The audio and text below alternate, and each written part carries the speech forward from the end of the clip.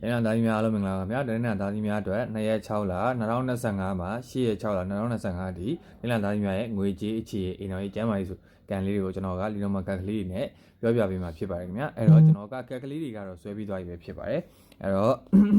တနင်္လာသားကြီးများရဲ့ငွေကန်လေးကနေစပြီးတော့ကြည့်ပေးမှာပေါ့နော်အဲ့တော့တနင်္လာသားကြီးများအတွက်ကြာလာတဲ့ငွေကန်လေးကတော့ဒီတစ်ပတ်တာကာလအတွက်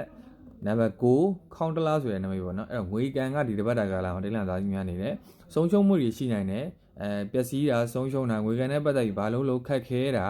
အလုံးမတွင်တာအဆင်မပြေတာဒါမျိုးလေးတွေဖြစ်လာနိုင်တဲ့အတွက်ကြောင့်မို့လို့အတော်လေးကိုငွေကန်ကဒီဘက်တာကာလမှာညံ့နေတယ်လို့ပြောလို့ရတယ်အဲ့တော့ငွေကန်နေလက်ပွင့်ပြီးတော့အဆင်ပြေလာစေဖို့အတွက်မိမိအိမ်ကဖရားရဲ့အောက်မှာပေါ့နော်ဖရားတင်ပေါ်မဟုတ်ဘူးဖရားတင်ရဲ့အောက်မှာ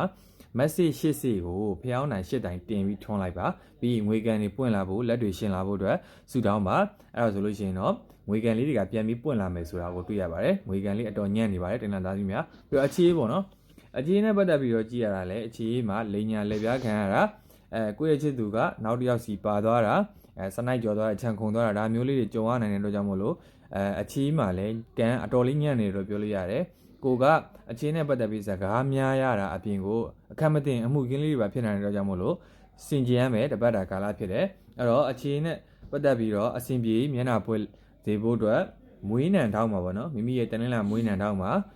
အမွေးတိုင်မီးတက်စေပေါ့နော်ဖျောင်းနိုင်ပေါ့ဖျောင်းနိုင်ကိုတက်စေထွန်းကြီးပူဇော်ပြီးတော့အခြေရေးအတွက်ဆူတောင်းလို့ရပါတယ်ပြီးတော့အိမ်တော်ရေးကတော့ကန်ညံ့နေတာမဟုတ်ပေမဲ့ဒီဘက်တာကာလမှာအိမ်တော်ရေးမှာလည်းအမျိုးသားအတော့မဟုတ်အမျိုးသမီးတွေကတယောက်နဲ့တယောက်ခွဲနေရမယ်ဆိုတဲ့နမိတ်ကလေးမြင်ရတယ်တယောက်တည်းပဲရှိနေမယ်ဆိုတဲ့နမိတ်ကလေးမြင်ရတယ်ပေါ့နော်သူပေမဲ့ရန်ဖြစ်တာတော့မဟုတ်ဘူးအခြေအနေအကြောင်းတစ်မျိုးကြောင့်ပေါ့နော်လင်မယားနှစ်ယောက်ကတယောက်နဲ့တယောက်ခဏတာဝေးခွဲကနေရမယ်ဆိုတဲ့နမိတ်ကလေးကိုမြင်ရပါတယ်အဲ့တော့ချစ်လျက်နဲ့ခဏတာဝေးနေရမယ်တပတ်တာကာလမို့လို့အိမ်တော်ရေးလည်းကောင်းတယ်လို့တော့ပြောလို့ရပါမယ်တိတ်ကောင်းကြီးမှလည်းမပါဘူးပေါ့နော်အဲ့တော့အိမ်တော်ရေးနဲ့အဆင်ပြေဖို့အတွက်ကကြတော့မိမိရဲ့အိမ်ရပါရမှာအုံနှုတ်ခောက်ဆွဲကိုစွန်းတော်အဖြစ်ကတ်လူပေးပါအိမ်တော်ရေးအဆင်ပြေလာဖို့အတွက်ဆူတောင်းပေးပါကျမ်းမာရေးနဲ့ပတ်သက်ပြီးတော့စိတ်ပူစရာတိတ်မရှိဘူးဆိုပေမဲ့ရေနဲ့ပတ်သက်တာတတိထားမယ်ရေချိုးမှတတ်တယ်လေနဲ့ပတ်သက်ပြီးတော့လည်းတတိထားမယ်အဲ့တော့တတိထားမယ်ဟာလေးကနှစ်ခုရှိတယ်ပြီးတော့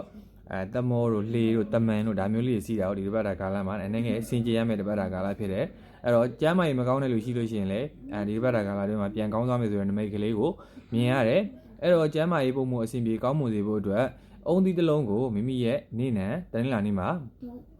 စွန့်ပြီးတော့ရေမျောပြီးတော့ကျမ်းမာရေးကောင်းလာဖို့အတွက်ဆူတောင်းပေးပါဒီလန်သားကြီးများအားလုံးကျမ်းမာချမ်းသာကြပါစေခင်ဗျာကျွန်တော်အကောင့်လေးကိုလည်း follow လုပ်အသေးလေးပေး comment လေးရေးပြီး share သွားကြပါအောင်ခင်ဗျာပြီးတော့ကျွန်တော် YouTube channel လေးကိုလည်းလာပြီးလည်ပေးပါအောင်ကျေးဇူးတင်ပါတယ်ခင်ဗျာ